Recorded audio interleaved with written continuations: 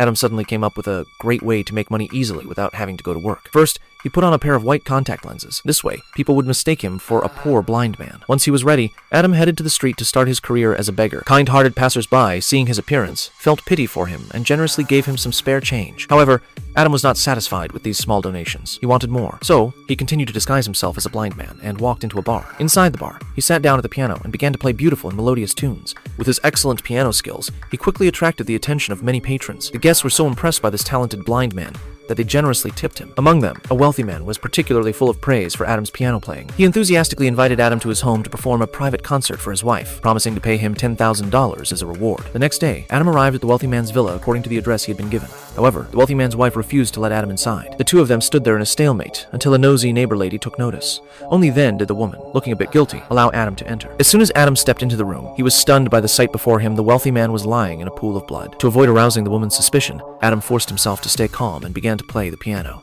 But he knew he couldn't stay there forever. He had to find a way to leave quickly. So, he made an excuse to use the restroom and planned to call the police while he was there. When Adam, with the woman's help, entered the restroom, he was shocked to find another man inside, holding a handgun. Fear surged through him, but Adam, drawing on his years of experience, pretending to be blind, played the role of a blind man to perfection, acting like a great actor. After coming out of the restroom, he returned to the piano and continued to play calmly while observing the woman and the man disposing of the body. Fortunately, his acting was convincing enough to fool the two of them, and he managed to escape from the wealthy man's house. After fleeing the villa, Adam sat on the street, hesitating about whether to call the police. At that moment, a lady selling lottery tickets came over and asked if he wanted to buy one, saying that God would surely favor the blind. Hearing this, Adam remembered that the wealthy man used to frequent his place and decided to report the crime after all. When he arrived at the police station, he was about to say that he wanted to report a murder when he saw the murderer, Gary, walk in wearing a police uniform. Adam quickly came up with an idea and said, "I'm here to turn myself in. I accidentally stepped on a cockroach in my house. We've been through so much together and I've always thought of it as my own child." The police officer thought to himself, this guy's not blind. He must be crazy. But Gary suspected that Adam was pretending to be blind